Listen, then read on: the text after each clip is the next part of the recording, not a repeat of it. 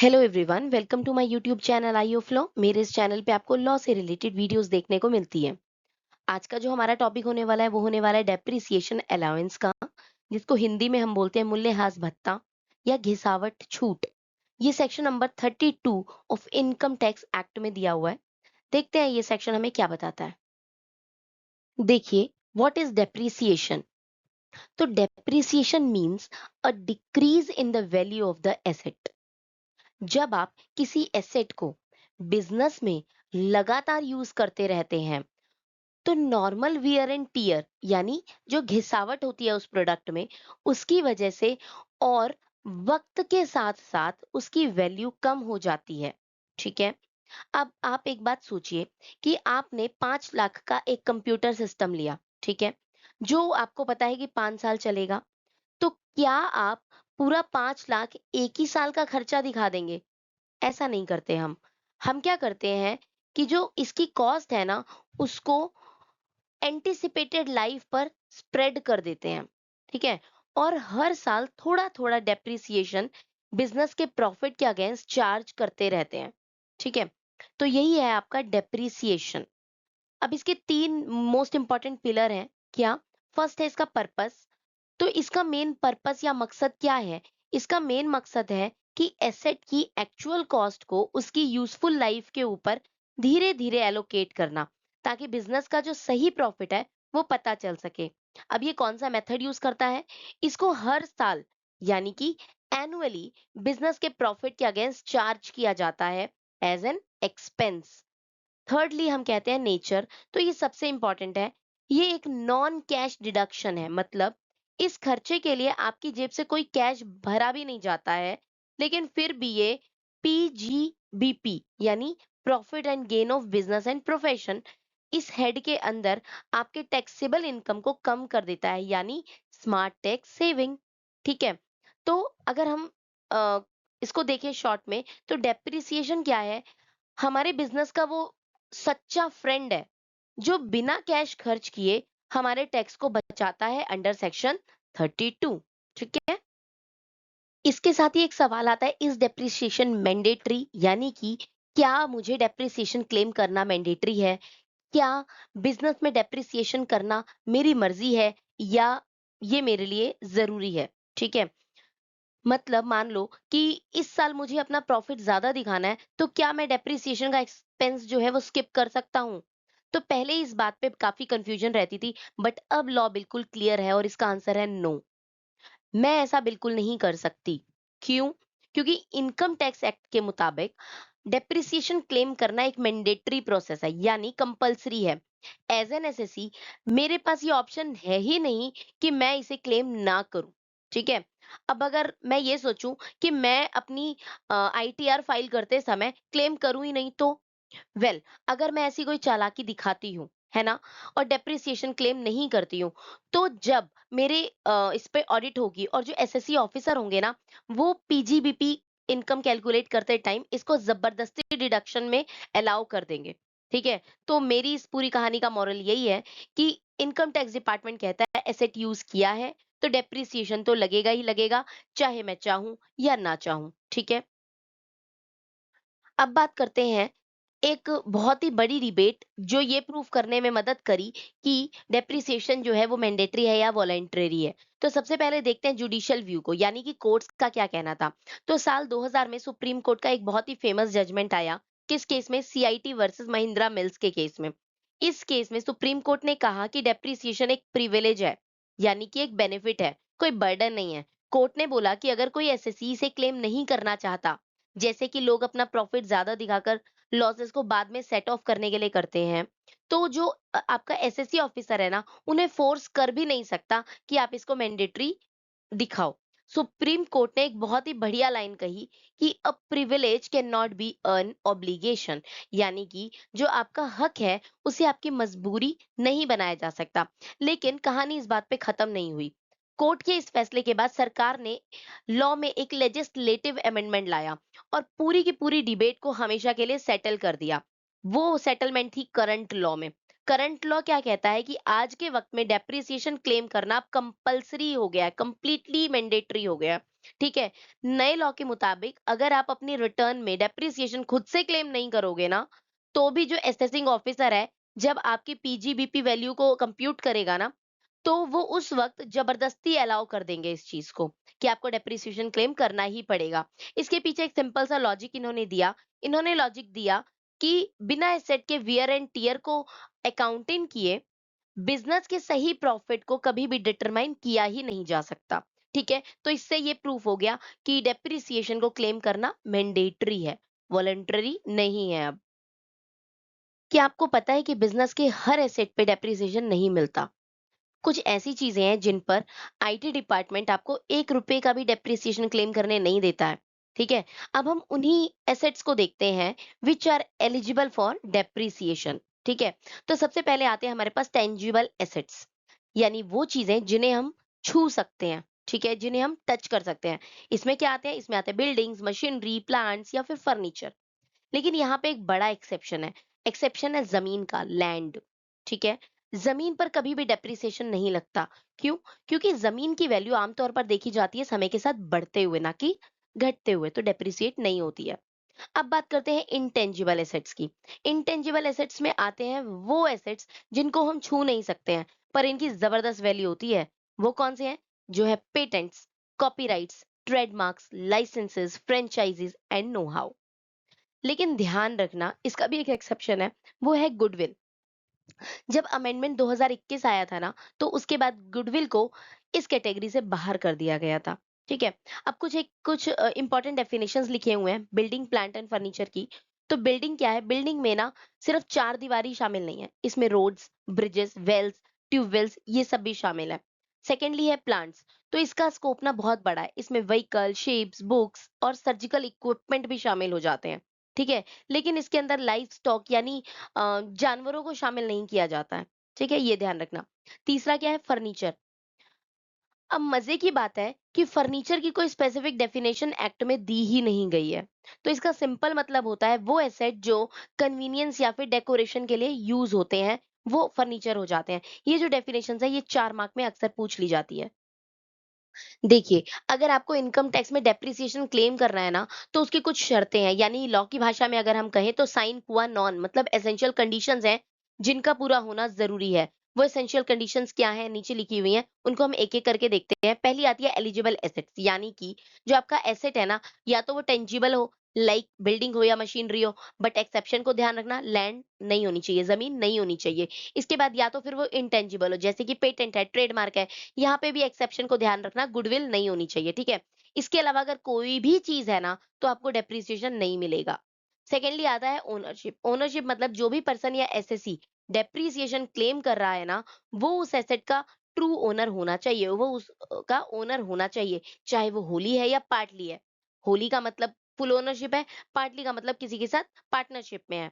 ठीक है, बट यहाँ पे ध्यान रखने वाली बात है कि अगर आप सिर्फ बेनिफिशियल ओनरशिप है ना आपके पास, तो भी काम चल जाएगा। आपके नाम पर रजिस्टर होना प्रोडक्ट को ज़रूरी नहीं है।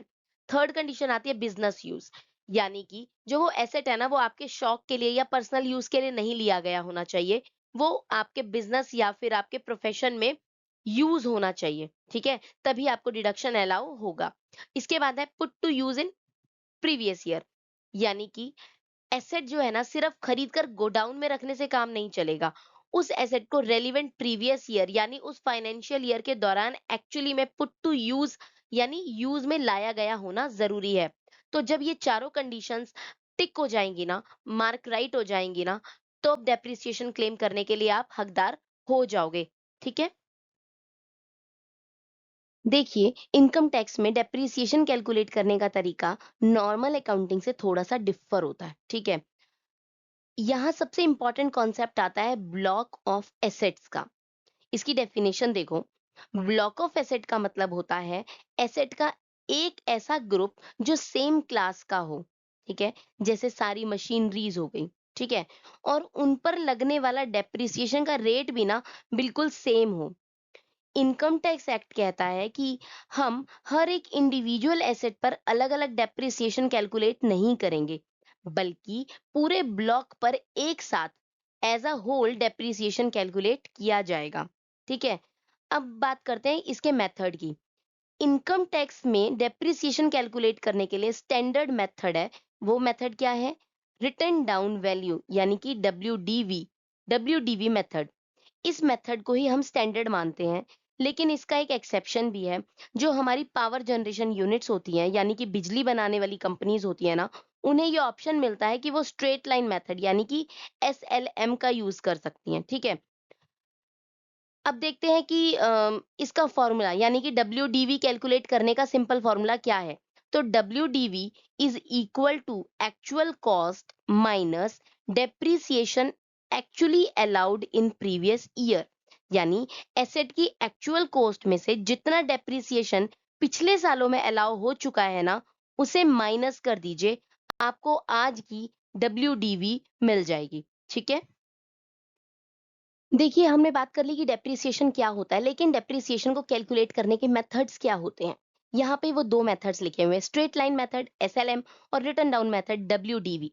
ठीक है, अब ये जो स्लाइड है ना, आप इनको डिफरेंसेस की तरह भी यूज कर सकते हैं। एसएलएम और डब्ल्यूडीवी के अंदर डिफरेंस क्या होता है, तो एक एक करके हम इन दोनों को समझते हैं। तो स्ट्रेट लाइन मेथड यानी कि एसएलएम क्या होता है?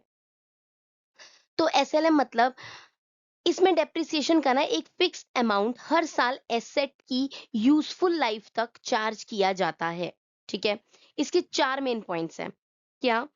इसका परसेंटेज हमेशा एसेट की ओरिजिनल कॉस्ट पर अप्लाई होगा। दूसरा, इसका एनुअल अमाउंट हर साल एकदम कांस्टेंट यानी कि फिक्स्ड रेट रहेगा। ठीक है, तीसरा, इसका लीगल स्टेटस ये है कि ये इनकम टैक्स में एक ऑप्शनल मेथड है, जो सिर्फ पावर सेक्टर्स की कंपनीज के लिए ही अवेलेबल है। फोर्थ पॉइंट है इसका कि इस मेथड में एसेट की वैल्यू घटते घटते एक दिन जीरो तक पहुंच सकती है। ठीक है, अब इसके अलग अगर हम रिटन डाउन मेथड की बात करते हैं, तो रिटन डाउन मेथड का मतलब होता है इसमें डेप्रिसिएशन एसेट की बुक वैल्यू पर एक फिक्स्ड परसेंट के हिसाब से हर साल के शुरुआत में कैलकुलेट होता है। ठीक है, क्या बोला मैंने? इसमें डेप्रिसिएशन एसेट की बुक वैल्यू के एक फिक्स्ड परसेंट के हिसाब से हर साल की शुरुआत में कैलकुलेट हो जाता है। इसके फीचर्स क्या है? तो इसका पहला फीचर जो परसेंटेज का है, तो इसका परसेंटेज ओरिजिनल कॉस्ट पर नहीं बल्कि करंट डब्ल्यूडीवी पर अप्लाई होता है। ठीक है, इसका दूसरा पॉइंट है कि इसका एनुअल अमाउंट हर साल रिड्यूस यानी कि घटता रहता है, क्योंकि एसेट की वैल्यू हर साल कम हो रही है। ठीक है, इसका तीसरा पॉइंट होगा कि इसका लीगल स्टेटस ये है कि इनकम टैक्स में डिफॉल्ट और मैंडेटरी मेथड है, बाकी सभी बिजनेस के लिए। ठीक है, ये मैंडेटरी मेथड है, यही यूज किया जाता है। और इसका फोर्थ पॉइंट है कि मैथमेटिकली इस मेथड में एसेट की वैल्यू कभी जीरो तक नहीं पहुंच पाती है। ठीक है, तो अगर हम शॉर्ट में बात करें, तो एसएलएम हर साल बराबर चलता है और जीरो तक जा सकता है, जबकि डब्ल्यूडीवी जो है ना, हर साल घटता रहता है। क्यों? क्योंकि प्रोडक्ट की वैल्यू भी तो घट रही है और कभी जीरो नहीं होता है। ठीक है, अब बात करते हैं रेट ऑफ डेप्रिसिएशन यानी कि इनकम टैक्स में अलग अलग एसेट्स पर किस रेट पर डेप्रिसिएशन लग रहा है। ठीक है, तो इसको वन बाय वन देखेंगे। सबसे पहले आता है बिल्डिंग। अब जो गवर्नमेंट है ना, गवर्नमेंट ने बिल्डिंग को 3 हिस्सों में बाँटा है। पहला की रेज़िडेंशियल बिल्डिंग, इस पर डेप्रिसिएशन का रेट सबसे कम है यानी कि 5%। दूसरा है अदर बिल्डिंग, जैसे फैक्ट्री हो गई, ऑफिस हो गई या शोरूम्स हो गए, तो इस पर स्टैंडर्ड रेट लगता है, वो है 10%। ठीक है, और तीसरी बिल्डिंग है, वो है टेम्परेरी स्ट्रक्चर्स। ठीक है, जैसे जो टिन के शेड्स वगैरह होते हैं वो सब, उसपे 40% का रेट दिया गया है। ठीक है, इसके बाद बात करते हैं फर्नीचर की। अब फर्नीचर और फिक्सचर्स में क्या आता है, इसमें ऑफिस के फर्नीचर, चेयर, टेबल और सारी इलेक्ट्रॉनिक फिटिंग्स आती हैं। इस पर जो फ्लैट है वो 10% का डेप्रिसिएशन रेट लगता है। और आखिर में देखते हैं हम इंटेंजिबल एसेट्स, जैसे कि पेटेंट हो गया, कॉपीराइट हो गया, ट्रेडमार्क हो गया, लाइसेंसेस हो गया। तो क्योंकि इनकी टेक वैल्यू वक्त के हिसाब से ना बदलती रहती है। ठीक है, इसलिए सरकार ने इस पे 25% का डेप्रिसिएशन अलाउ किया हुआ है। ठीक है, इसके साथ-साथ कुछ और कैटेगरीज़ हैं, जैसे कि बुक्स हो गया, air and water pollution control equipment हो गया, कंप्यूटर इंक्लूडिंग सॉफ्टवेयर्स हो गया, या energy saving renewable energy devices हो गया। इन सब पे 40% का रेट ऑफ डिडक्शन अलाउड है। इसके बाद एयरक्राफ्ट्स हो गए या मोटरसाइकिल, बस, ट्रक्स हो गए या शिप्स हो गए, इन पे 30 और 20% है, और अदर प्लांट्स पे 15% है। देखो, इनकम टैक्स में ना डेप्रिसिएशन क्लेम करते वक्त एक बहुत ही ज़रूरी और पॉपुलर रूल लगता है, जिसे हम कहते हैं द 180 डेज़ रूल, ठीक है? ये जो रूल है ना, ये रूल तय करता है कि एसेट का पहले साल में आपको कितना डेप्रिसिएशन मिलेगा। इसकी 2 कंडीशंस हैं। पहली कंडीशन है 180 डेज़ और मोर। अगर आपने कोई एसेट खरीदा और उसे फाइनेंशियल ईयर के अंदर 180 दिन या उससे ज्यादा के लिए पुट टू यूज यानी बिजनेस में यूज किया, ठीक है, तो आपको पूरा 100% फुल डेप्रिसिएशन मिल जाएगा, जो भी उस एसेट के ऊपर प्रिस्क्राइब्ड रेट होगा उसके हिसाब से, ठीक है। इसके बाद सेकंड कंडीशन आती है लेस देन 180 डेज, ठीक है, यानी कि अगर आपने उस एसेट को साल के आखिरी में खरीदा, ठीक है, और खरीदने के बाद जब आप उसको यूज कर रहे हो ना, तो फाइनेंशियल ईयर खत्म होने में 180 दिन से ज्यादा आप उसको मतलब 180 दिन से कम ही आपने उसको यूज किया है, ठीक है, तो फिर आपको ना बहुत बड़ा धक्का लगेगा। क्यों? क्योंकि तब आपको 50% यानी कि हाफ डेप्रिसिएशन ही अलाउ किया जाएगा। यानी अगर 40% अलाउड है तो आपको 20% ही मिलेगा। लेकिन यहाँ पे ना एक सबसे इंपॉर्टेंट बात ध्यान रखने वाली है कि जो हाफ रेट वाला रूल है ना, सिर्फ और सिर्फ उस साल अप्लाई होगा जिस साल एसेट को पहली बार एक्वायर और पुट टू यूज किया गया, ठीक है। अगले साल से 180 दिन का कोई लेना देना नहीं है, ऐसा कोई कॉन्सेप्ट अप्लाई नहीं होगा। तब उसके अगले साल से आपको क्या होगा ना, पूरा नॉर्मल डेप्रिसिएशन ही मिलेगा, ठीक है। तो बिजनेस में एसेट को कब लगाना है ना, ये तारीख भी बहुत सोच समझ कर तय करनी चाहिए। अब देखते हैं टाइप्स ऑफ डेप्रिसिएशन, जिसमें फर्स्ट आता है नॉर्मल डेप्रिसिएशन, सेकंड आता है एडिशनल डेप्रिसिएशन। तो नॉर्मल डेप्रिसिएशन का क्या मतलब होता है? ये एसेट की ना घिसावट यानी कि नॉर्मल वियर एंड टियर के लिए एक स्टैंडर्ड एनुअल डिडक्शन है, ठीक है। इसका बेसिस होता है आपका WDV of block of asset. WDV क्या होता है? रिटन डाउन वैल्यू, ठीक है। इसका नेचर एकदम मैंडेटरी है, यानी बिजनेस में प्रॉफिट हो रहा है या लॉस हो रहा है, ये तो आपको चार्ज करना ही पड़ेगा। इसमें सारे एलिजिबल टेंजिबल और इनटेंजिबल एसेट्स कवर होते हैं, ठीक है। और इसकी सिंपल सी शर्त है कि एसेट बिजनेस के लिए पुट टू यूज यानी कि बिजनेस में यूज होना चाहिए। इसके बाद देखते हैं हम एडिशनल डेप्रिसिएशन। तो ये जो है ना, बेसिकली सरकार की तरफ से इंडस्ट्रियल ग्रोथ को बढ़ावा देने के लिए एक एक्स्ट्रा इंसेंटिव होता है, ठीक है। इसका रेट बहुत जबरदस्त है। जो भी आप नई मशीनरी खरीदेंगे, उसकी एक्चुअल कॉस्ट का पूरा 20% आपको एक्स्ट्रा मिलेगा। लेकिन यहाँ पे ध्यान रखने की बात है कि इसकी जो एलिजिबिलिटी के लिए ना हर कोई नहीं होता एलिजिबल। ये सिर्फ मैन्युफैक्चरर्स के लिए या फिर पावर सेक्टर्स के लिए ही अवेलेबल होता है। साथ ही ये सिर्फ नई परचेज, नई प्लांट और मशीनरी पर ही मिलता है। अगर आपने सेकंड हैंड मशीनरी खरीदी है ना, तो उस पर ये बेनिफिट आपको नहीं मिलेगा। और सबसे इम्पोर्टेंट बात अगर हम करें, तो ये हर साल मिलने वाला कोई डिडक्शन नहीं है। ये सिर्फ पहले साल ही ऑन परचेजिंग टाइम पे ही बेनिफिट मिलता है, जो आपको एसेट के पहले साल ही मिल रहा है, ठीक है? यानी फर्स्ट ईयर ऑफ यूज में मिलेगा, ठीक है? तो अगर हम शॉर्ट में देखें, तो नॉर्मल डेप्रिसिएशन सबको मिलता है और हर साल मिलता है। एडिशन डेप्रिसिएशन क्या है? ये एक तरीके का बड़ा बूस्टर डोज है, ठीक है? जो सिर्फ मैन्युफैक्चरर्स को मिलता है और साल के मतलब पहले साल ही मिलता है सिर्फ, ठीक है? देखिए, हमने ये तो समझ लिया कि एडिशनल डेप्रिसिएशन क्या होता है, लेकिन अब क्वेश्चन है कि क्या 180 डे रूल जो था हमारा, वो एडिशनल डेप्रिसिएशन पर भी लगेगा? तो जवाब है हाँ, बिल्कुल लगेगा। देखो, इसको हम कैसे इसके साथ अप्लाई करेंगे? अगर हम नॉर्मल डेप्रिसिएशन की तरह देखें कि अगर आपकी नई मशीनरी 180 दिन या उससे ज़्यादा के लिए यूज़ न हुई है, तो आपको पूरा यानी कि 20% एडिशनल डेप्रिसिएशन मिल जाएगा, ठीक है? लेकिन अगर मशीनरी 180 दिन से कम यूज़ हुई है, ठीक है? तो पहले साल आपको सिर्फ आधा यानी कि ओनली 10% जो एडिशनल डेप्रिसिएशन है ना, वही मिलेगा। अब आप सोचोगे कि बाकी का 10% तो डूब गया, तो ऐसा नहीं है।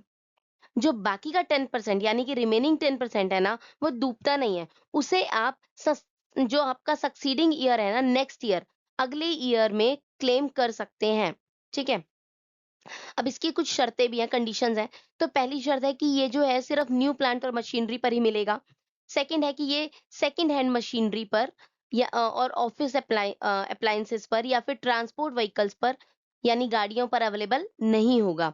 और अगली कंडीशन है एसएससी का मैन्युफैक्चरर, प्रोडक्शन या फिर पावर जनरेशन और डिस्ट्रीब्यूशन का बिजनेस होना चाहिए, ठीक है? और आखिरी बात ये है कि ये एक वन टाइम बेनिफिट है जो सिर्फ साल के मतलब जब आपने परचेज़ किया ना, पहले साल ही आपको मिलेगा जब एसेट को यूज़ किया जाए फर्स्ट टाइम। ठीक है? चाहे पूरा 20% एक साथ मिले या 10-10% करके 2 बार मिले, लेकिन मिलेगा एक ही बार। कि हमने दोनों टाइप के डेप्रिसिएशन देख लिए, नॉर्मल और एडिशनल। अब देखते हैं इनके अंदर डिफरेंसेस क्या है। तो सबसे बड़ा डिफरेंस आता है इनके नेचर में। जो नॉर्मल डेप्रिसिएशन है ना, आपके एसेट के नॉर्मल घिसावट यानी वियर एंड टियर के लिए एक एनुअल अलाउंसेस है, ठीक है? जो हर साल मिलेगा। वहीं दूसरी तरफ अगर हम एडिशनल डेप्रिसिएशन की बात करें, तो ये वन टाइम इन्वेस्टमेंट इंसेंटिव है, ठीक है? जो बिज़नेस को बढ़ावा देने के लिए सिर्फ एक बार मिलता है शुरुआत में। अगर हम दूसरे फीचर की बात करें एप्लीकेबिलिटी, तो जो नॉर्मल डेप्रिसिएशन है ना, ये सबके लिए है, यानी ये ऑल बिजनेसेस और प्रोफेशन पर अप्लाई होता है। लेकिन जो एडिशनल डेप्रिसिएशन है, ये बहुत ही एक्सक्लूसिव है, यानी कि मैन्युफैक्चरर्स पे होगा और पावर सेक्टर्स पे मिलेगा। ठीक है? इसके बाद थर्ड अगर हम पॉइंट देखें, तो वो है एसेट टाइप। तो नॉर्मल डेप्रिसिएशन आपके सभी एलिजिबल टेंजिबल और नॉन टेंजिबल, यहाँ पे एलिजिबल क्यों बोला मैंने, क्योंकि टेंजिबल के लिए हमारे पास लैंड इसका एक्सेप्शन है और इनटेंजिबल के लिए हमारे पास गुडविल इसका एक्सेप्शन है। ठीक है? तो इन बाकी सभी पर मिलेगा जितने भी एलिजिबल टेंजिबल और इनटेंजिबल एसेट्स हैं। जबकि एडिशनल डेप्रिसिएशन जो है उसका स्कोप थोड़ा सा छोटा है। ये सिर्फ और सिर्फ नई प्लांट और मशीनरी पर मिलता है, यानी कि सेकंड हैंड पे ये अलाउड नहीं होगा। फोर्थ जो इसका फीचर है, वो फीचर है कि नॉर्मल डेप्रिसिएशन के जो रेट्स है ना, वो लॉ में अलग-अलग एसेट्स के हिसाब से प्रिस्क्राइब्ड है, जो 5% से लेकर 40% तक आते हैं। लेकिन अगर एडिशनल डेप्रिसिएशन की हम बात करते हैं, तो जो रेट है ना, वो एकदम फिक्स है। यानी जो भी नई मशीनरी है, उसकी एक्चुअल कॉस्ट का फ्लैट 20%। ठीक है? तो इस तरीके से हमने इनके बीच में डिफरेंसेस देख लिए। एग्जाम में आता है ये 4 मार्क्स में। देखिए, हमने डिस्कस कर लिया कि डेप्रिसिएशन क्लेम करना कंपल्सरी है और इसके जो रेट्स गिवन है हमने वो भी डिस्कस कर लिए। लेकिन ये जो हमारा थियोरेटिकल पार्ट है ना, इस कॉन्सेप्ट को हमें प्रैक्टिकल बनाने के लिए ना कुछ इनकम टैक्स में बहुत खास प्रिंसिपल्स दिए गए हैं, कुछ रूल्स दिए गए हैं। वो रूल्स क्या है? सबसे पहला रूल आता है रूल ऑफ कंपल्सरी डिडक्शन। ये बात हम पहले ही कर चुके हैं कि अगर एक एसएससी अपनी रिटर्न फाइल करते वक्त डेप्रिसिएशन क्लेम करना भूल जाता है या जानबूझकर क्लेम नहीं करता है, तो भी जो हमारे असेसिंग ऑफिसर हैं, यानी कि हमारे एओ हैं, स्टैट्यूटरी बाउंड हैं, वो उसे अलाउ करने के लिए मजबूर कर देंगे, ठीक है? वो खुद ही अलाउ कर देंगे। वो इस खर्चे को माइनस करके ही आपकी फाइनल बिज़नेस इनकम को निकालेंगे। दूसरा प्रिंसिपल है actually allowed versus notional principle. ये डब्ल्यूडीवी कैलकुलेशन के लिए ना सबसे बड़ा रूल है। लॉ कहता है कि WDV is equal to actual cost minus deduction, ठीक है? इसका मतलब ये है कि अगर पिछले किसी साल में डेप्रिसिएशन एक्चुअल में क्लेम या फिर ग्रांट नहीं हुआ था ना, तो उसे आप आज जबरदस्ती या नोटेशनली माइनस नहीं कर सकते हो। जब तक पिछले साल में सच में डिडक्शन नहीं मिला, तब तक उसे करंट ईयर की डब्ल्यूडीवी रिड्यूस करने के लिए सब्ट्रैक्ट नहीं किया जाएगा। No notional deduction. तीसरा रूल आता है सेक्शन नंबर 34, ठीक है? वो कहता है बार है ये प्रोसीजरल कंप्लायंस का। इनकम टैक्स में फायदा चाहिए तो कंप्लायंस जरूर पूरा करना पड़ेगा। सेक्शन 34 कहता है कि अगर डेप्रिसिएशन आपको तभी परमिसिबल होगा जब एसएससी एसेट की सारी प्रिस्क्राइब पर्टिकुलर जैसे उसकी original cost, date of use और एग्जैक्ट कैटेगरी एओ के सामने फर्निश करेगा, शो करेगा। अगर आप ये डिटेल्स देने में फेल हो जाते हो, डिफॉल्ट कर जाते हो, तो आपका क्लेम बार यानी कि रिजेक्ट कर दिया जाएगा। फोर्थ पॉइंट आता है फॉरेन मैन्युफैक्चर्ड मोटर कार्स। मतलब पहले विदेशी गाड़ियां जो थी ना, उन पर डेप्रिसिएशन को लेकर काफी बंदिशें थी, ठीक है? लेकिन नए नियम के मुताबिक अगर आपने कोई ऐसी मोटर कार खरीदी है जो इंडिया के बाहर बनी है, तो उस पर भी डेप्रिसिएशन अलाउ किया जाएगा। बस एक शर्त है, वो शर्त ये है कि वो कार 1 अप्रैल 2001 को या उसके बाद एक्वायर की गई है और उसे आपके बिजनेस के लिए यूज किया जा रहा है, ठीक है? अब एक टॉपिक है lessor versus lessee who claims, ठीक है? मानो कि आपने एक बिल्डिंग या प्रॉपर्टी लीज पर ली, ठीक है? और उसमें लैक्स ऑफ रुपीस का खर्चा करके एक नए फ्लोर का या कोई बड़ा सा रिनोवेशन करवा दिया। अब सवाल ये आएगा कि जो खर्चे पर डेप्रिसिएशन है ना, वो कौन क्लेम करेगा? आप यानी कि लेसी या फिर प्रॉपर्टी का असली ओनर यानी कि लेसर, ठीक है? तो यानी कि अगर हम इसके लिए पहले बात करें तो सबसे पहले हम जनरल रूल देखते हैं। तो नॉर्मल केस में जनरल रूल क्या कहता है? ये जनरल रूल कहता है कि जो प्रॉपर्टी का ओनर है यानी कि लेसर है, वही डेप्रिसिएशन को क्लेम करेगा। क्यों? क्योंकि अल्टीमेटली प्रॉपर्टी की वैल्यू कम होने का जो कैपिटल रिस्क है वो उसी का है, ठीक है? और आप यानी कि जो लेसी हो, टेनेंट हो, जो हर महीने लीज़ या फिर रेंट पेमेंट्स दे रहे हो, आप उस पेमेंट को अपना नॉर्मल बिज़नेस रिवेन्यू एक्सपेंस दिखाकर डिडक्ट कर सकते हो, सिंपल, ठीक है? लेकिन यहाँ पे कहानी में एक ट्विस्ट आता है कि आप उस लीज्ड बिल्डिंग में कोई बड़ा कैपिटल एक्सपेंडिचर कर रहे हो। मान लो आपने बिजनेस के लिए एक लीज्ड बिल्डिंग के ऊपर एक पूरे का पूरा एडिशनल फ्लोर कंस्ट्रक्ट करवा दिया या कोई परमानेंट बड़ा स्ट्रक्चर बना दिया, तो अब लॉ जो है यहाँ पे एक कमाल का एक्सेप्शन ला रहा है। वो एक्सेप्शन क्या है कि लॉ जो है इस एक्सपेंडिचर को एक डीम्ड बिल्डिंग की तरह ट्रीट करेगा जिसके ओनर आप होगे यानी कि लेसी होगा, ठीक है? इसका मतलब ये हुआ कि भले ही आप उस लैंड के, उस जमीन के ओरिजिनल बिल्डिंग के मालिक नहीं है, लेकिन फिर भी नया कंस्ट्रक्शन आपने अपने पैसे से कराया है। उसकी कॉस्ट पे डेप्रिसिएशन क्लेम करने का भी पूरा हक किसका होगा? आप ही का होगा, यानी कि लेसी का होगा, टेनेंट का होगा। तो कंक्लूजन क्या निकला? कंक्लूजन निकला कि नॉर्मल रेंट जो है ना, वो टैक्स डिडक्शन में जाएगा। लेकिन आपका करवाया हुआ कोई बड़ा कैपिटल इन्वेस्टमेंट ना आपको डेप्रिसिएशन का टैक्स बेनिफिट दिलवाएगा, ठीक है? तो अगर हम अपनी पूरे प्रेजेंटेशन को क्विक मोड में देखें तो सबसे पहले आता है कि डेप्रिसिएशन मैंडेटरी है। यस, ये मैंडेटरी है। इसके बाद आता है बेसिक ऑफ कैलकुलेशन, तो इसका जो बेसिस ऑफ कैलकुलेशन मेथड है वो डब्ल्यूडीवी, रिटन डाउन वैल्यू है ऑफ द ब्लॉक, मतलब ब्लॉक की तरह कंसीडर करें। लैंड एंड गुडविल जो है इन पर डेप्रिसिएशन अलाउड नहीं होता है। यूसेज रिक्वायरमेंट होती है कि put to use for the business purpose in the previous year. और 180 डेज रूल क्या कहता है कि आपने 180 दिन या उससे ज्यादा यूज किया तो फुल डेप्रिसिएशन मिल जाएगा। अगर 180 दिन से कम यूज किया है तो हाफ हो जाएगा सीधा सीधा। एडिशनल डेप्रिसिएशन मतलब क्या होता है? जो मैन्युफैक्चर या पावर सेक्टर्स के लोगों को मिलता है, जिसमें जो भी प्रोडक्ट की वैल्यू होती है उसका फ्लैट 20% जो होता है वो एडिशनल डेप्रिसिएशन मिल जाता है। सेक्शन 34 क्या कहता है कि जो must furnish prescribe particular to AO else claim barred, ठीक है? इसके साथ ही हमारा डेप्रिसिएशन का ये टॉपिक खत्म होता है। अगर आपको ये वीडियो पसंद आया है तो मेरे वीडियोस को शेयर करिए, लाइक करिए, और अगर आपको कोई भी डाउट है तो मुझे आप कमेंट ज़रूर करिए। इसके साथ के साथ मेरे चैनल को सब्सक्राइब करिए। Thanks for watching.